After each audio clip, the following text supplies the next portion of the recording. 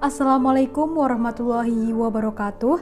Perkenalkanlah saya Suni Fitri Rahayu Ningsih dengan NIM 340141994, mahasiswa S1 Pendidikan Sosiologi dan Antropologi, Fakultas Ilmu Sosial Universitas Negeri Semarang. Perkenankanlah pada kesempatan ini saya akan memberikan informasi terkait pelaksanaan vaksinasi COVID-19 di desa saya, yaitu Desa Telogo Prakuto, Kecamatan Mirit, Kabupaten Kebumen, Jawa Tengah. Pelaksanaan vaksinasi COVID-19 tersebut akan dianalisis dengan menggunakan teori struktural fungsional yang dicetuskan oleh Robert K. Merton. Teori struktural fungsional memiliki banyak sekali manfaat untuk dipelajari. Bagi kita mahasiswa, mempelajari teori struktural fungsional berfungsi dalam menganalisis berbagai fenomena dan peristiwa sosial budaya yang berada di sekitar masyarakat. Bagi saya sendiri, mempelajari teori struktural fungsional bisa membangun integrasi, konsensus nilai, dan stabilitas sosial di masyarakat. Apalagi pada saat ini di masa pandemi COVID-19, yang mana di Indonesia ini membutuhkan banyak sinergisitas dari berbagai elemen masyarakat. Maka dari itu, penting untuk kita bisa mempelajari teori struktural fungsional. Teori struktural fungsional merupakan salah satu paham atau perspektif dalam ilmu sosiologi yang memandang masyarakat sebagai suatu sistem yang terdiri dari bagian-bagian yang saling berhubungan satu sama lain. Jika salah satu bagian tidak berfungsi dengan baik, maka hubungan lainnya tidak berjalan dengan baik pula. Teori ini beranggapan bahwa masyarakat akan berjalan normal apabila setiap institusi bisa menjalankan perannya dengan baik. Menurut Robert K. Merton, fokus pada fungsionalis struktural harus diarahkan pada fungsi-fungsi sosial ketimbang pada motif individu.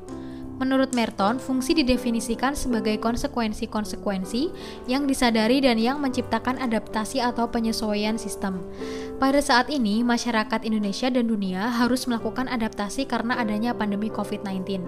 Mereka melakukan adaptasi dengan menerapkan berbagai protokol kesehatan. Pemerintah memberlakukan berbagai kebijakan sebagai bentuk adaptasi atau penyesuaian dengan keadaan untuk memutus mata rantai penyebaran COVID-19. Dalam teori struktural fungsional terdapat dua fungsi, yaitu fungsi laten dan fungsi manifest.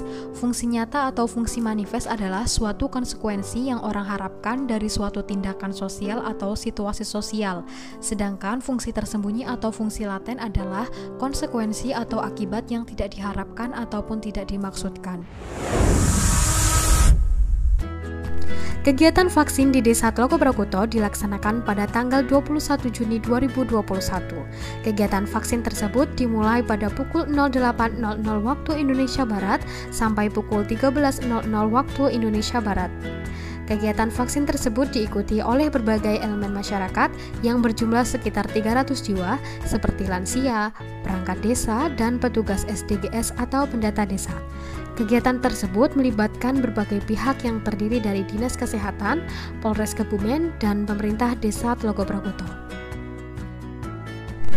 Ada beberapa tahapan yang harus dilakukan oleh masyarakat Telogo Prakuto untuk bisa melakukan vaksin. Yang pertama adalah mendaftar dengan membawa fotokopi KK atau KTP, lalu melakukan tes kesehatan seperti cek gula darah, tekanan darah, dan suhu badan. Hal ini menjadi penentu apakah seseorang bisa melakukan suntik vaksin atau tidak. Yang ketiga adalah masyarakat akan diarahkan ke dokter yang sudah menunggu di meja untuk berkonsultasi terlebih dahulu. Dan yang keempat, proses penyuntikan vaksin bisa dilakukan. Vaksin sendiri adalah suatu zat atau senyawa yang berfungsi untuk membentuk kekebalan tubuh terhadap suatu penyakit. Kandungan vaksin dapat berupa bakteri atau virus yang telah dilemahkan atau dimatikan, bisa juga berupa bagian dari bakteri atau virus tersebut. Vaksin dapat diberikan dalam bentuk suntikan, tetes minum, atau melalui uap. Bila seseorang sudah mendapat vaksin untuk suatu penyakit, tubuhnya bisa dengan cepat membentuk antibodi untuk melawan kuman atau virus penyebab penyakit tersebut ketika nanti ia terpapar. Oleh karena itu, vaksinasi penting dilakukan sebagai bentuk perlindungan diri terhadap penyakit, terutama pada masa pandemi COVID-19. Ada banyak jenis vaksin yang diberikan oleh pemerintah kepada masyarakat Indonesia, dan untuk masyarakat Telogo Prakuto diberikan vaksin jenis Sinovac. Beberapa waktu lalu sebelum sampai ke Indonesia, tentunya vaksin ini sudah diuji terlebih dahulu. Pemerintah mengemukakan keefektifannya di berbagai negara seperti di Turki dan Brazil. Baik, setelah melihat tayangan video tadi, kita bisa menganalisis menggunakan fungsi laten dan fungsi manifest yang berada dalam teori struktural fungsional.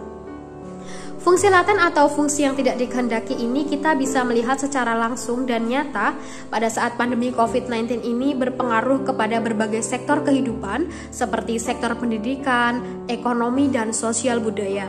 Contohnya, pada sektor ekonomi banyak sekali masyarakat yang kehilangan pekerjaan, banyak sekali masyarakat yang di-PHK, dan hal tersebut membuat berbagai masyarakat menganggur dan menyebabkan ekonomi Indonesia semakin melemah.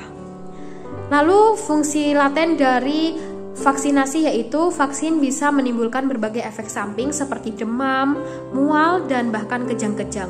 Tentunya hal ini bukanlah suatu yang dikehendaki oleh masyarakat, maka hal ini disebut dengan fungsi laten. Lalu untuk fungsi manifest atau fungsi yang dikehendaki masyarakat adalah pandemi COVID-19 ini membuat pemerintah mengeluarkan berbagai kebijakan seperti PSBB, work from home, dan lockdown. Dengan kebijakan tersebut, membuat berbagai aktivitas masyarakat di luar rumah sangat terbatasi. Dengan demikian, hal tersebut juga berdampak pada lingkungan, di mana polusi udara kendaraan yang biasanya banyak sekali menyelimuti jalan raya, sekarang semakin berkurang. Tentunya hal itu berdampak baik pada lingkungan. Sedangkan fungsi manifest pada vaksinasi yaitu vaksin ini bisa meningkatkan kekebalan tubuh manusia. Dengan demikian masyarakat bisa beraktivitas dengan lancar tanpa dihinggapi rasa was-was, sehingga masyarakat bisa beraktivitas kembali seperti sedia kala seperti sebelum adanya COVID-19. Sekian yang dapat saya sampaikan. Wassalamualaikum warahmatullahi wabarakatuh.